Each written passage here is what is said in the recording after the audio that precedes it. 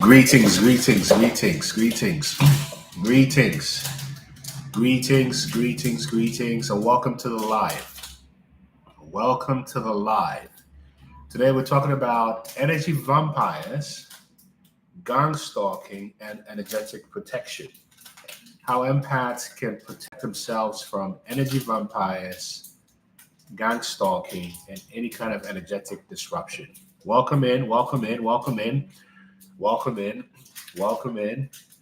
And please share this live with anyone you think will benefit from hearing this message. Today, we're talking about how empaths who escape narcissistic abuse can protect and shield themselves from energy vampires, from gang stalking, and any energetic disruptors. This is the message today. So, welcome in, coming in.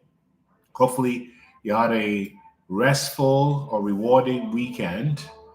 And I look forward to this conversation today where we're exploring how empaths, after escaping narcissistic abuse, can protect themselves from energy vampires, from gang stalking, and from any kind of energetic disruptions. So that's the focus of our conversation today.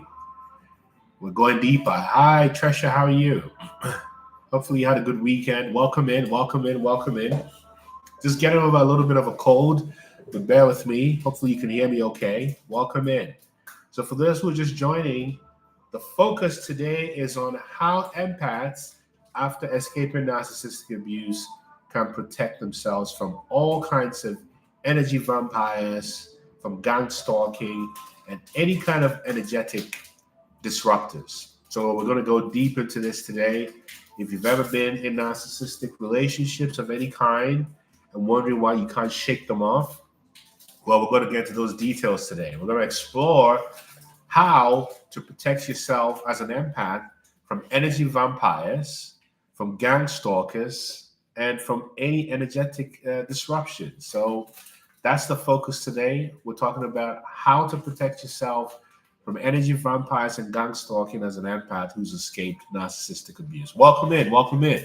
It's going to be quite paradigm shifting, and we're going to break down this spiritual warfare you were born into. We will decode energy vampirism, gang stalking, psychic harvesting, and any kind of energetic disruption. And more importantly, we will reveal paradigm shifting strategies that allow empaths to reclaim their energy and reprogram your nervous system and weaponize your life. So again, today we're talking about the spiritual warfare you were born into, how it happens, and we will decode energy vampirism and gang stalking. If you've ever experienced that, that's what we're going to be talking about today. So come on in, get comfortable, and we're going to go into details about how, as an empath, after leaving narcissistic abuse, you can effectively protect yourself from energy vampires, from gang stalkers, and from any kind of psychic disruptions and psychic harvesting. That's the focus of what we're going to be talking about today. So welcome in. We're going to begin talking in about a minute or so, just waiting for some more people to join. And if you don't know who I am, my name is Dr. Nana Gyesie. I'm the transformational coach here at Inner Mileage, where we focus on helping folks understand the traumatic roots of your limiting self-belief so you can live resilient life by taking inspired action right here. And again, today we break open the spiritual warfare you were born into. We would decode energy vampirism, gang stalking, and any kind of psychic harvesting. So let's get started. It's 1 minute after 9, and just want to be respectful of your time. So if you've ever felt drained after certain conversations or your body tenses up around specific people, it's because you sense invisible attacks and you see betrayals happen with surgical precision as if planned. And you're not imagining this. You're not weak. You're not paranoid. You are an empath. And as mentioned at the beginning, today we're breaking open the spiritual warfare that you've been in for decades and decades and decades for many people. And what we're going to decode is energy vampirism, gang stalking, psychic harvesting, and energetic disruptions, and how empaths can protect themselves and cut cords from this once and for all. And more importantly, we'll reveal some paradigm shifting strategies. Hi, Don Marie. Hi, all. Paradigm shifting strategies that allow empaths to reclaim uh, their light and reprogram themselves. So let's get started. What exactly is energy vampirism? What is energy vampirism? A lot of people think that narcissistic abuse primarily exists in the realm of the psychological and the emotional. But the reason why it's so insidious and hard to track, and even all the academic journals tell you there's nothing we can do about it, is because it's energetic and spiritual. And energy vampirism is the extraction of your life force energy, your attention, your vitality, your joy, your emotional bandwidth by individuals who cannot generate or regulate energy internally. Now, this can be unconscious or strategic. And just so you know that this is not woo woo and not me making it up, the National Institute of Health recognizes the biofield, that's the energy around you, as the electromagnetic field emitted by your body, particularly your heart. Also, in quantum physics has shown that energy is never created or destroyed, it's only transferred, right? Exactly, Don Marie. Therefore, energy vampires operate by siphoning your life force from you into themselves. And because you, as an empath, have these active mirror neurons and entrainment, it reveals how your brain syncs with those around you. And narcissists and vampires use this to co-opt your focus and manipulate your responses. So let's talk about some sample energy types that do this, right? So the charismatic predator. This is usually the person who's very charming and magnetic, but they leave you exhausted after contact. And they use mirroring, they use future faking and intense eye contact to hook you. It's very seductive. Then there's the other type that is the martyred manipulator. They're always suffering, there's always some drama, they're always the victim, and you become the emotional dump site and nurse for this person. Then there's the chaos generator. This is the kind of person that instigates drama. They're always creating chaos, conflict, or confusion just so they can stay relevant. And the confusion loops keep you energetically tied to them. Then, of course, there's also the unhealed healer who talks about growth and spirituality, but subtly undermine your power. And their healing journey is disguised as a feedback loop. Now, from a spiritual perspective, in ancient texts like the Vedas or the Kabbalah, these behaviors that I've just talked about, the manipulator, the chaos generator, the unhealed healer, these behaviors align with descriptions of demonic parasitism. Let me say that again. The energy vampire archetypes that I just described, that's the charismatic predator, the martyr manipulator, the chaos generator, and the unhealed healer, are all behaviors that align with descriptions of demonic parasitism. In other words, these are not bad people, they are not, but they are unhealed, unconscious channels for energetic patterns that feed off light. For example, the Jezebelian energy. So now let's get into gang stalking and energy harvesting. And by the way, please let me know I'm not just speaking to myself. If this sounds like you, let me know in the comment section, wherever you are. Now, gang stalking. Thank you, Dawn Marie. Gang stalking refers to coordinated psychological and energetic harassment. This can include surveillance, it includes social isolation, it includes manipulation of outcomes, it includes character assassination, it includes people gang stalking your social media, your phones, just to know what you're up to.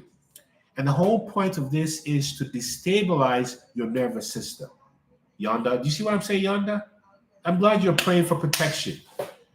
You see, that's part of what we're going to talk about. So, examples of gang stalkers include friends and colleagues who turn cold with no explanation. They just turn cold. Or you lose opportunities after you share your plans, which is why it's important not to share plans, but to share results, right?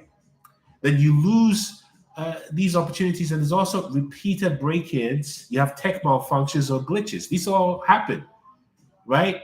And then there are people who mimic your language, who mimic your ideas and your voice to dilute or confuse your message. These are all examples of gang stalkers, and energy harvesters, right?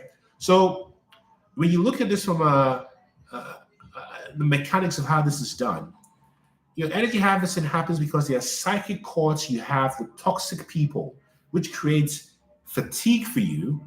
It creates anxiety, and it also creates disorientation. And these cords disrupt your sleep patterns because your sleep patterns reduces a lot of melatonin and it weakens your energetic field. And gang stalkers can operate as unconscious agents of your shadow or unhealed lineage, right? This is what happens, right? Hey Ellie, good to see you. Live free, greetings. And Tresha, gift thanks for the listen while you're driving. I appreciate that, right? Peachy oh Peachy and Lucy, welcome. So in Gnostic cosmology, the so-called archons, and if you've heard the term archons, right? Archons are really designed to manipulate your energy by feeding off confusion and division. And in Egyptian mythology, it warns of parasitic spirits that attach to light beings, particularly when you're in transition or in a process of spiritual awakening. This is what happens. This is what happens, right? And so it is no coincidence that these things happen to you. Now, why does gang stalking happen? Why does it happen to empaths? What's the utility of this happening? Well, empaths are born with an open energy field. And as a result, empaths are able to register subtle frequencies, even as children, very subtle emotional shifts and emotional and unspoken dynamics. But this sensitivity of a highly sensitive person, an empath, makes you radiant, and that radiance attracts entities. Greetings, Christina. And these entities are human and non-human. And these are entities who cannot generate light on their own. So from a scientific perspective, it shows that empaths have increased activation in the anterior ancilla, which governs emotional awareness. So there's a scientific basis for this. Similarly, highly sensitive people process sensory input more deeply than 90% of the population. This is according to Dr. Elaine Aron. So this is not about gassing up, it's telling you the truth. And empaths emit more consistent theta and gamma brainwaves, which regulate compassion, intuition, and healing. So you realize that, again, the reason why this happens is because as an empath, you carry intergenerational karmic codes. In other words, you're born into dysfunctional families, you end up in dysfunctional workplaces, toxic workplaces, and all of these are because you are disrupted to these systems. Similarly, I often reference Joseph Campbell's work where he talks about the hero's journey. As an empath, we must descend into the underworld, which is where you learn how to transform pain into power. You see, there's no transmutation of pain into power without descending into the hell realm. And so you realize that your descent into the hell realm and gang stalking exactly is all designed to elevate you, not punish you. Although it feels like punishment when it's happening. So how do you shield yourself from vampires and psychic energies? The first thing to know is to know your enemy. In other words, know the patterns, keep a pattern map, journal your energy, particularly after contact with anybody who drains you. Just begin to take notes. The second is to subdue without fighting, right? In other words, do not engage because the narcissist needs your energy for supply. But when you're in a place of non-reaction, it's an extremely useful tactical shield. And your emotional neutrality confuses and disarms the vampire. Do you see what I'm saying? Because the vampire is thriving on your reaction. So without any feedback, they have nothing. And then it's important to use the terrain to your advantage. In other words, change your habits, change your patterns, change your exposure, change the path you used to get home, change your routine so they cannot predict you. Then from a shielding perspective, right? Exactly, no reaction. From a shielding perspective, many people like to focus on this golden light energy to protect themselves, right? And imagining that you are The same thing applies if you live with a person. But PJ, in a second, I'll take some questions and I want to hear what happened to you. But dousing yourself in this energetic visualization of golden light is very powerful. Using mantras where you say things like, I reject all energy that is not mine. I call my power back. Also very, very powerful, right? Then the use of crystals, right? If you're into crystals and that sort of thing, crystals are very powerful. Whether it's obsidian or black tourmaline or shungite, they all act as energetic sponges, right? And then, of course, you can't ignore the somatic part of this because trauma is stored in your body and your body makes you resonant to these people. So it's important to learn which parts of you feel unworthy. This is sort of a nod to internal family systems, right? Which parts of you feel neglected, and then you reparent those parts. And then also making a reference to cognitive-based therapy, understand your obsessive thoughts and ask yourself, what is the replacement story, right? This is how you begin to shift the paradigm. And it's important to realize that you are not under attack because you're weak. You're under attack because you're spiritually coded. And this gang stalking happens in many interesting ways. For example, you go to a park, there's nobody there, you sit down, and 5 minutes later, the place is swarming with people, even though it's empty, who want to sit next to you. You're in the grocery store, in a particular aisle, there's no one there, and the next thing you know, the aisle is swarmed with people who want to be close to you, unconsciously. Or you are at a silent retreat, meditating in a quiet place, and then people flock to you.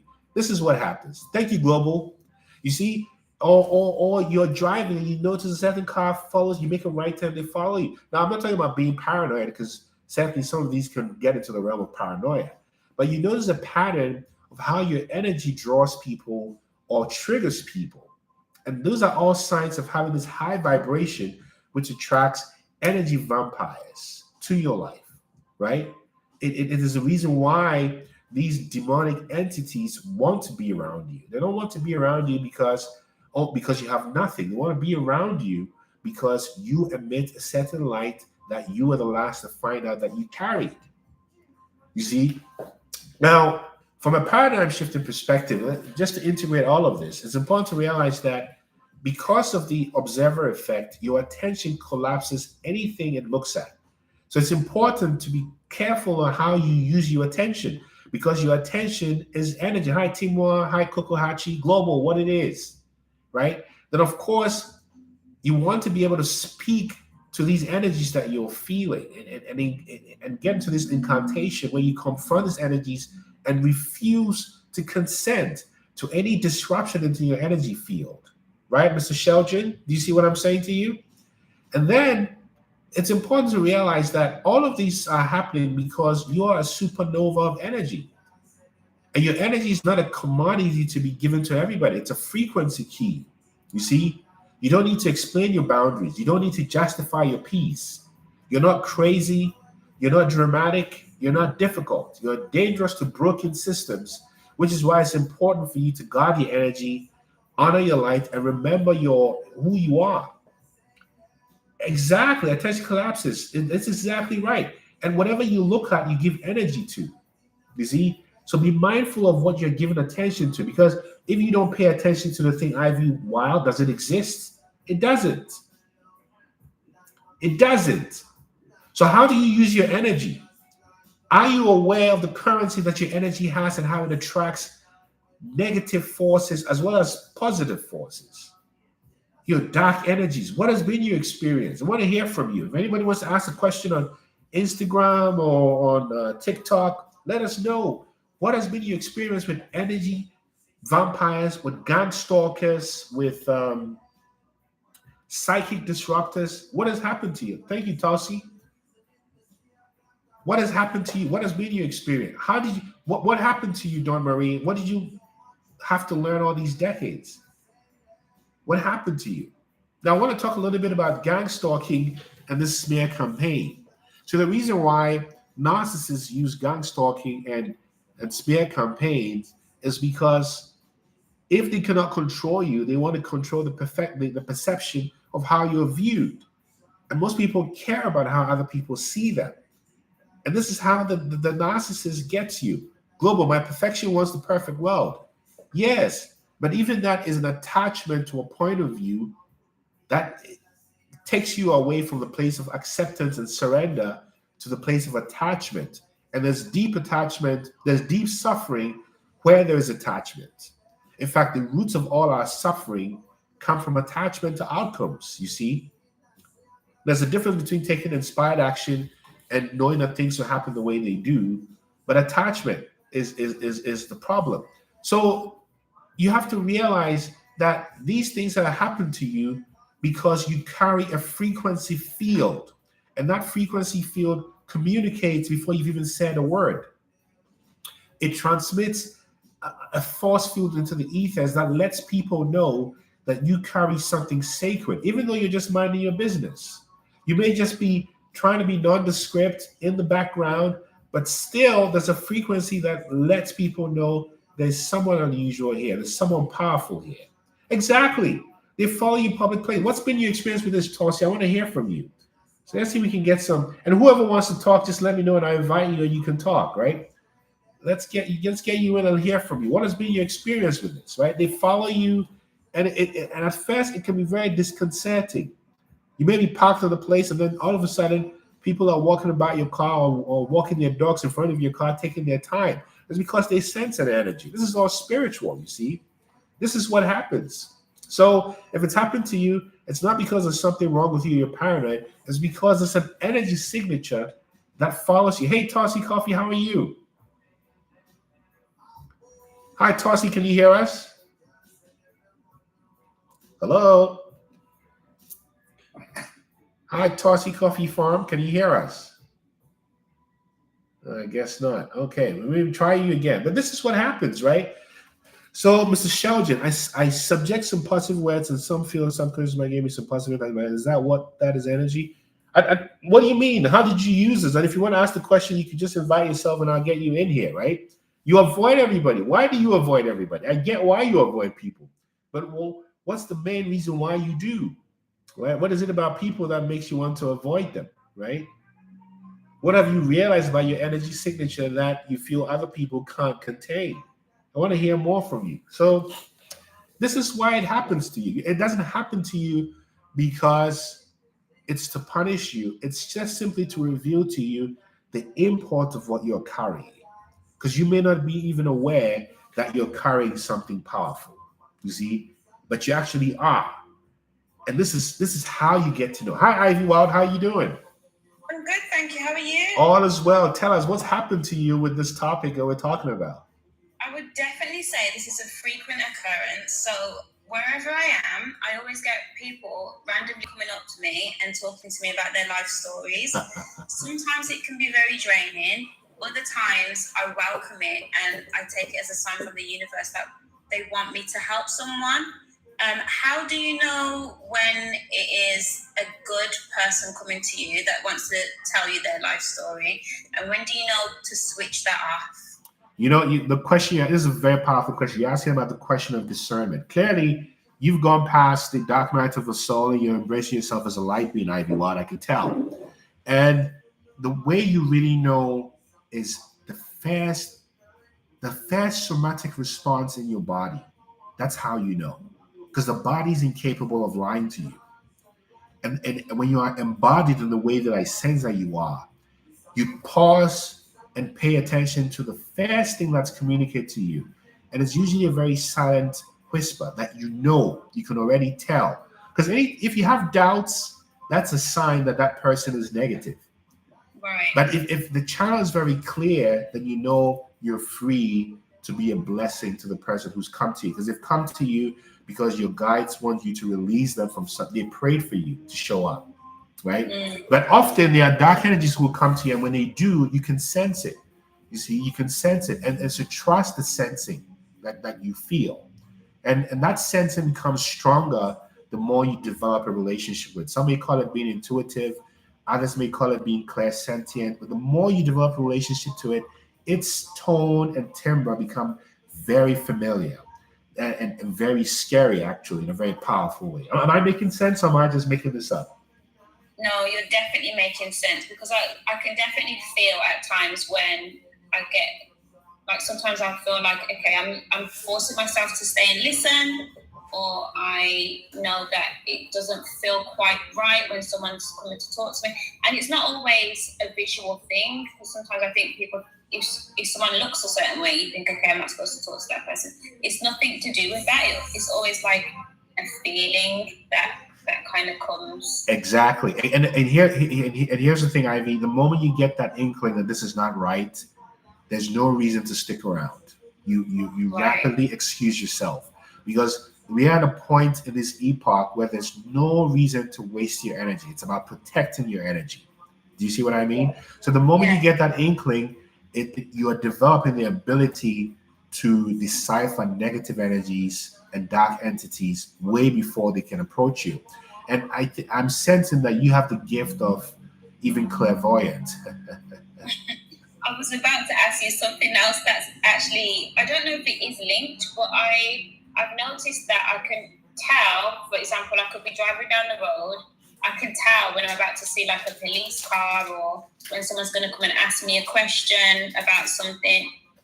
At first it was a bit scary, but now I'm settling into it a little bit, but it is still a bit scary sometimes, because it's almost something that you can't explain to someone else, if you know what I mean. Yeah. And do you know why this is happening to you, or should I tell you? Please tell me. It's happening to you because you've overcome everything you went through. You've made peace with the past. You've forgiven all those who hurt you. And you went through deep wickedness, I can tell. And because you're in the place of embodying softness and discernment is why these gifts are beginning to reveal themselves to you. But again, I could just be speaking out of turn. But you have to tell me if I'm making this up. You're definitely making sense. Say that again. You're definitely making sense, yes. So this is proof that you're on the right path and you're activating yourself as a true light worker, Ivy. And this is how it works. And this is how the divine will use you, use who you are and the unique medicine you have to heal those who are assigned to you. And that becomes a source of your own abundance, whether you're ready or not. Wow. Oh, did I say something there? Yeah, absolutely. What did I say? Tell me. I do feel like I get, whether it's a friendship or whether it's sometimes in intimate relationships, actually, people come to me and it's almost like they see me as someone that can help them fix certain things in their lives. It's taken me a very long time to realize just what you were saying about attachment and detachment, when it's an appropriate time to start to detach and understand when someone is a lesson. Exactly. The reason you're here is because you've remained obedient to your higher self, which is why these gifts are revealing itself to you. And you're going to find that most people are not like you. You cannot relate to most people, although look, you can relate to most people, but most people cannot relate to you. And the reason for that is because, how do I say this to you, Ivy? Because you are called and chosen. Can I ask you a question? Yes. When did you realize that you have been called and chosen? My whole life. But I started to know it for sure probably in the last 7 to 10 years. I've always known I was different. I've always known that I've been on a different timeline. But I thought for a long time, I used to think there was something wrong with me, that I was lesser than, and that there was something wrong with my timeline. I was on an off timeline. I didn't understand it. And I didn't realize that all of those experiences with my own trauma was all initiation to get to this point where I'm sitting here talking to you on Instagram and TikTok and YouTube. You see what I mean? And I get the sense that the journey was the same for you, Ivy. Absolutely, yeah. Yeah, I can feel it. I can feel it. I accidentally came on here, actually, and well, I say accidentally. There are no accidents. No. It's all a math equation. You know that. You know that, Ivy. And you hide it. And you hide it very well. But you see, you have a very healing frequency. You see, the healing frequency is exactly what you carry. So I'm here to affirm for you, like John the Baptist did in the Bible for Yeshua. Look at me. I'm affirming for you the truth of your power, Ivy. Thank you so much. My pleasure. Thank you for your time today. And before you go, for anyone who's struggling, because we're all at different points of this journey, what words do you have to offer them before you leave, Ivy? My words to those who are suffering at the moment is to Yes. trust their inner light, to be guided by that inner light and that inner intuition that comes to them, and to call all parts of themselves to be recognized and to trust themselves on their journey as well as. Ooh, call all parts of themselves to be recognized. That was so deep, Ivy. You know, I'm sending you headwinds wherever you are and good energy Thank you. and strength, but you don't need it. I'm just confirming for you what you already know. Thank you so much. And you're welcome back here anytime, yes? Thank you. One Thank love, you. one love, one love. Yeah, this is what it's about. This is what it's about. You see, there are all kinds of angels in disguise. All of us are angels. All of us are angels. Particularly when you choose to this frequency. Hi, SNY, how you doing? Bye. What's on your mind today? Oh, I don't know. We were just sitting here talking about energy vampires, and I said that I avoid everyone, and I truly do. Mm-hmm. The other day, I was sitting here in my house, and I was just sitting there, and it was quiet. I didn't have anything on. Mm-hmm. Sitting here with my dog, and I was trying to think of something that I want to do. Okay, like, what do you want to do? I was asking myself, and my answer was nothing. So where do you want to go? Nowhere. Who do you want to see? No one. You know, who do you want to be friends with? No one. You know, I mean, it's really, and I don't know if something's wrong. No. You know what has happened to you, SNY? You want me to tell you? I don't know. Let me tell you what has happened. You have, for the first time in your life, and I'm making a lot of presumptions here, so you can correct me if I'm wrong, yes? Okay. You have found total, true self-love and acceptance. I love that. No. Let me say it again. For the first time in your life, you have found in yourself self-acceptance and self-love. Am I making this up? Well, I don't know if I really love myself. This is how it begins. Okay. This is because you don't want to go out to meet people because you enjoy the solitude of your company. That is exactly what. This is for you. This is Yardcore Ghetto Use.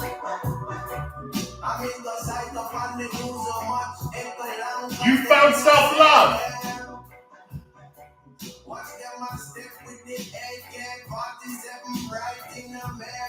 SNY. You have found something that 95% of people in the world cannot do.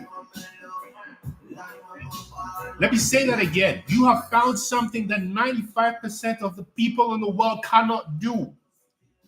That's why I'm dancing to Yardcore Ghetto Youths for you. Okay. This is how self-love begins. Say that again. I didn't hear you. That everybody seems like they love themselves so much. Oh, SNY. Look at me. Feels like I don't. Look at me, SNY. Okay. Does the state of the world reflect self-love? Oh, I don't know. It's the state of the world is pretty bad. Okay. So who created the state of the world? I think people did. Thank you very much. So if the state of the world is very bad, what does it say about the consciousness of the people who created it? Not good. So if you are in a place of self-acceptance and finding peace in your house, what have you created? I've created peace for myself. On purpose.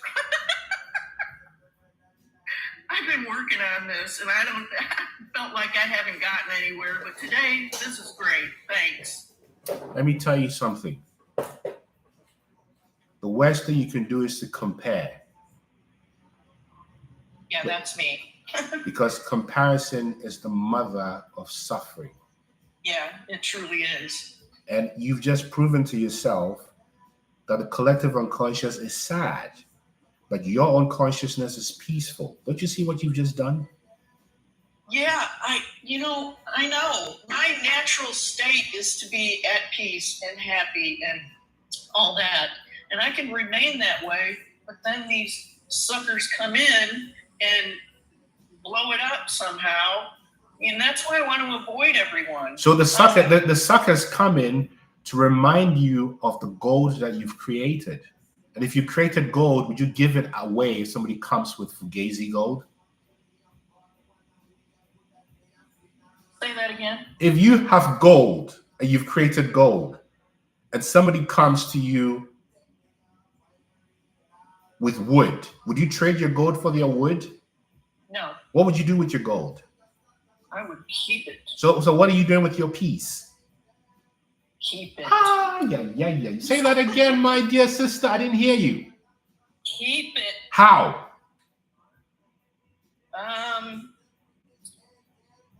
By remaining vigilant towards myself,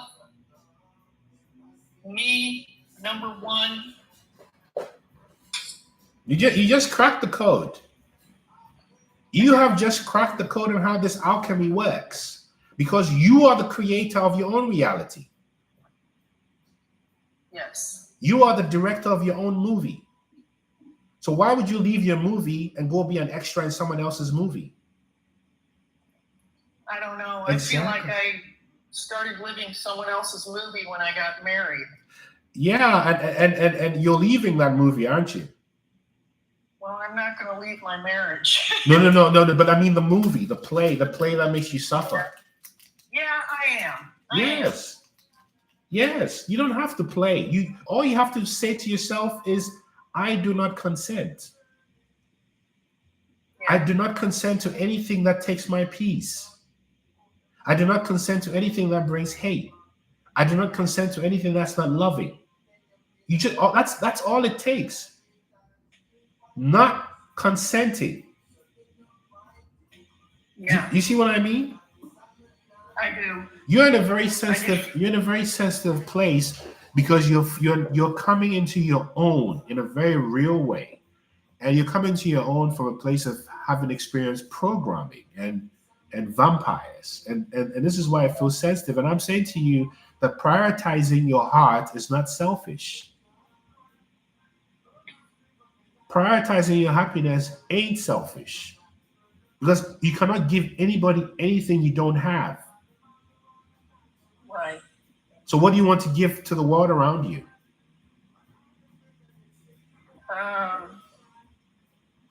I don't know. I don't know. You want to give the world around you peace. This is why you're cultivating peace.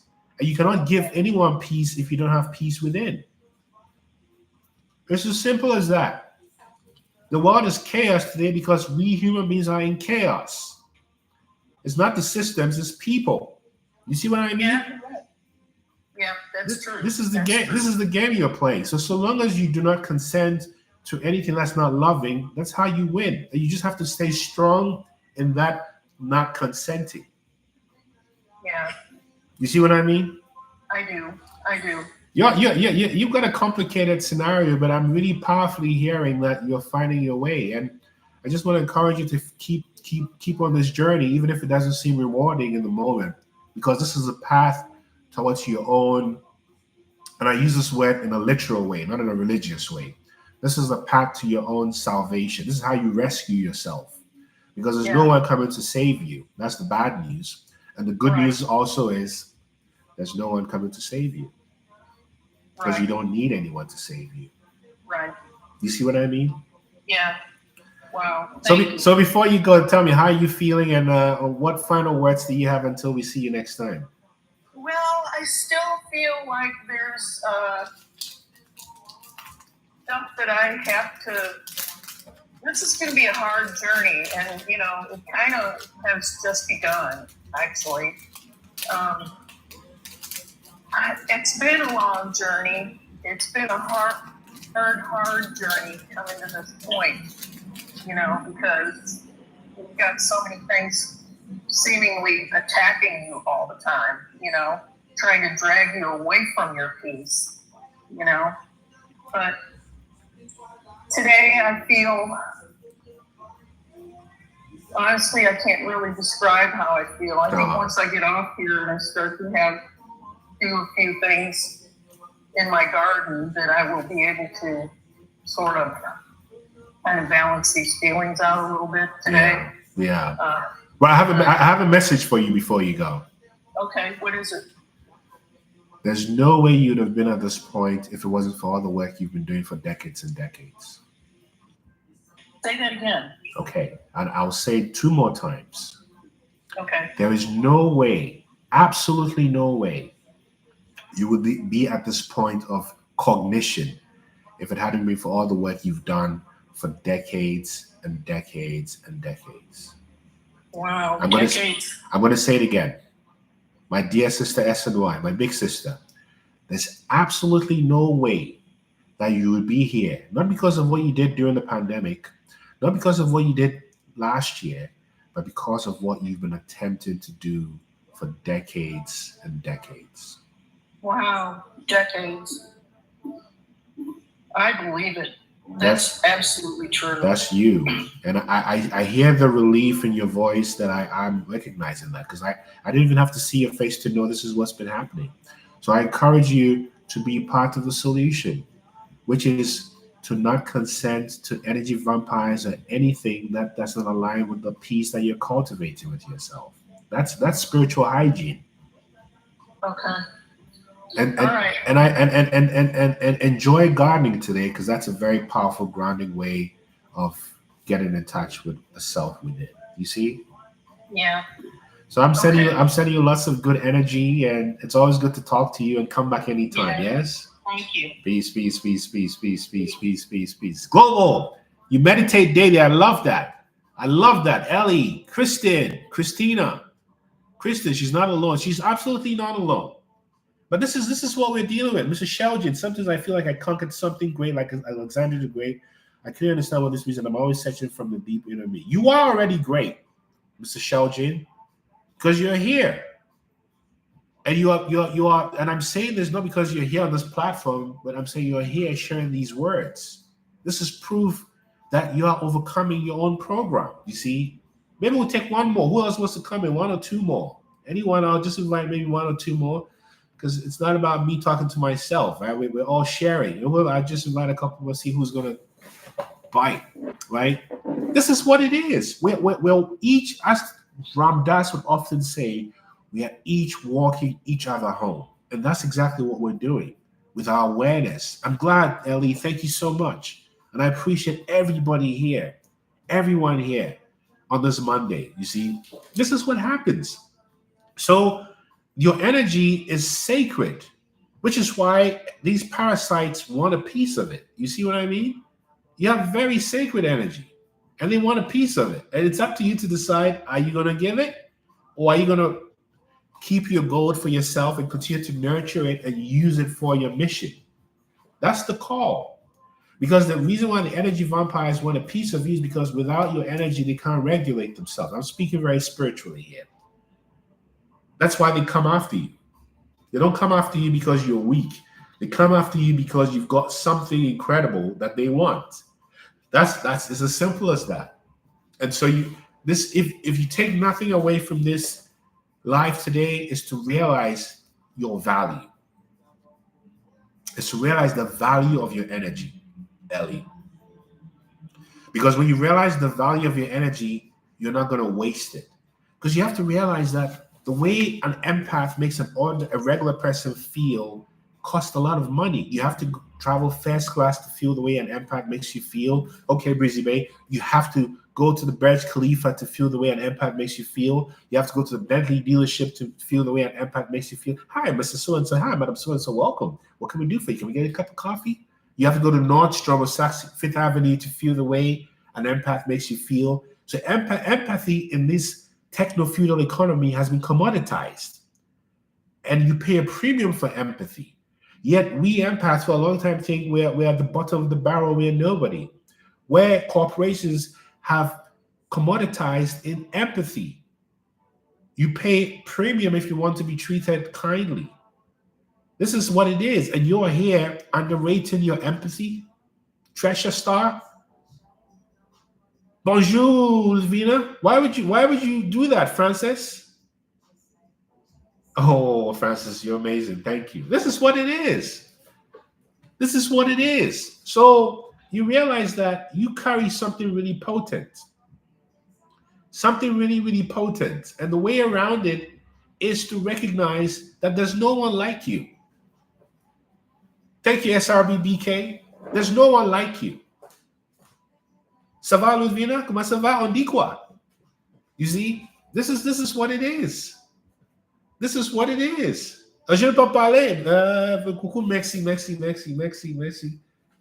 Ludvina. Merci beaucoup. This is what it is. You see, so you realize that this is the game. The game is your empathy that you give away is used by these narcissists who trick you and gaslight you into thinking it's nothing, where corporations charge a premium to make people feel the way you make them feel. Yes, man, Tresha, give thanks. Oh, Christina, you're too kind. We're in this together, you see. Greetings, Soraya, all's good? How's life in Amsterdam? It's a beautiful city. I love Amsterdam. And let's see what you're saying. Samantha, babe, the same path, really. You do have his welcome spirit. We're the same, Samantha. Brian. How you doing, my brother? Oh, I love hearing your voice. I'm great. How you doing?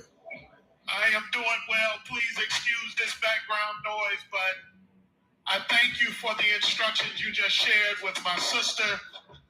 Please, as one other has said, we are in this together. That's right. That's right. That's exactly it, Brian. We are in this together. You said, how are you feeling today? Noting everything you've been through. A lot better. I'm adding tools on my tool belt on how to deal with narcissists, how to escape them. Yep. I must say that it's kind of it's a simultaneous effect. You know, you're trying to grow and pull away, as well as you still have those urges, you know, to stick and stay. Yeah. But you know, I've been even on the lives and hadn't said anything since my first time of speaking. But please know that your efforts and all that you're sharing with us, it is helping someone. Thank you. I appreciate you, Brian, and I'm sending you good energy, good vibrations this week, and continue to be a blessing to everyone that you touch. And you have a very powerful voice, my brother, and I appreciate you, and I'm sending you lots of love. You hear me? Yes, sir. Thank you, my friend. One love. Yeah. So this is what it is, you see? This is what it is. So as we come to the end, this is Don't Want Nothing from Rima from St. Croix. This is I don't want nothing from Babylon because I have everything from Zion. This is Rima. Let me start it again. Don't want nothing. When you lose your desire for anything, you can't be controlled. And that's what she's talking about. Not wanting anything but your internal liberation. And when you are internally focused, you can't be controlled by these demonic entities. I don't want nothing. This is Rema.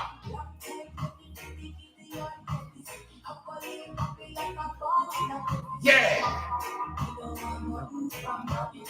We don't want nothing from Babylon. That's Rema. Rema, don't want nothing. St. Croix.